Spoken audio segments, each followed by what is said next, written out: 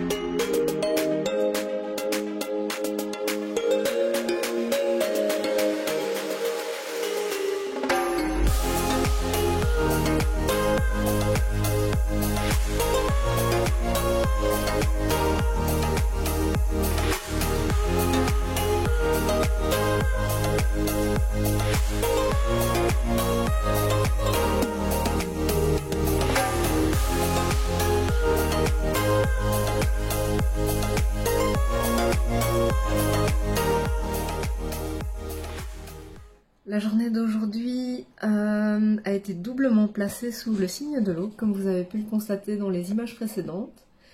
D'abord, il a bien plu une bonne partie de la matinée, mais franchement, ça allait. Il a moins plu que hier, et en plus, en fait, hier, le problème, c'est que quand il s'est mis à pleuvoir, j'étais sur un sentier assez mal entretenu et j'avais de l'herbe qui me montait jusqu'à mi-cuisse. Et du coup, hier, mes chaussures étaient détrempées au bout de 5 minutes. Chaque fois que je marchais, ça faisait flitch, flotch, flitch, flotch. Et aujourd'hui, ça allait parce que les sentiers étaient super bien entretenus et super bien balisés. Et du coup, mes pieds sont restés au sec. Et donc, le fait de marcher sous la pluie m'a beaucoup moins dérangée. C'était même limite apaisant, en fait, d'avoir ce bruit de plic-ploc sur moi. Mais bon, franchement, ça allait. Et puis, doublement, puisque pendant presque toute la journée, j'ai suivi le gave de Pau. Donc, de Lourdes jusqu'à Rioles, j'étais plutôt dans les bois. En fait, le chemin était dévié parce qu'apparemment, il y a une partie qui s'est effondrée. Et donc, on était dans les bois de Lourdes, avec le gave de Pau qui coulait dans le fond. Le gave de Pau, c'est la rivière qui part du cirque de Gavary. Et après Rioles, là c'était un peu moins agréable. À nouveau, le chemin a été dévié parce qu'il y avait des travaux dans la forêt. Du coup, j'ai dû suivre une grosse départementale jusqu'à Saint-Pé-de-Bigorre, avec les voitures qui passaient à 90 km/h à côté de moi. Ça, c'était pas super. Et puis après Saint-Pé-de-Bigorre, qui est un très joli village, j'ai mis aussi quelques photos, vous les avez vues. Vraiment un très très joli village. Et après, donc j'ai suivi une autre petite départementale moins fréquentée. Et là, on était vraiment le long de la rivière. C'était magnifique. La rivière, elle avait des eaux vraiment turquoises. Et c'est à ce moment-là que le soleil est arrivé, donc j'ai vraiment fini une étape super chouette. Et là ici, je suis arrivée au sanctuaire de l'Estelvetaram. Et voilà, le cadre est vraiment majestueux avec la rivière qui coule au pied de l'église et tout, c'est juste magnifique. À nouveau, vous avez vu les photos. Donc voilà. Donc je vous raconterai demain comment s'est passée ma nuit ici au monastère.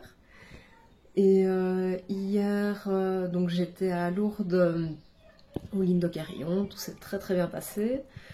Il n'y avait pas de lama, bon, mais c'était chouette quand même. J'étais trop contente d'être là, super accueil, plein de bons conseils, enfin, comme l'année dernière. Par rapport à Lourdes, il y a plus de monde que l'année dernière, mais néanmoins par rapport à une année normale, il y a personne, c'est vraiment hallucinant. On voit des reportages à la télé avec cette grande église qui peut accueillir 13 000 pèlerins et qui est vraiment pleine à craquer. Et là, pour le moment, on est vraiment très très très loin de ces chiffres. C'est assez perturbant, mais bon. Voilà, voilà. Je vous ai pas remis de photos de Lourdes. Mais si vous souhaitez revoir la vidéo de l'année dernière, je vais remettre le lien dans les commentaires.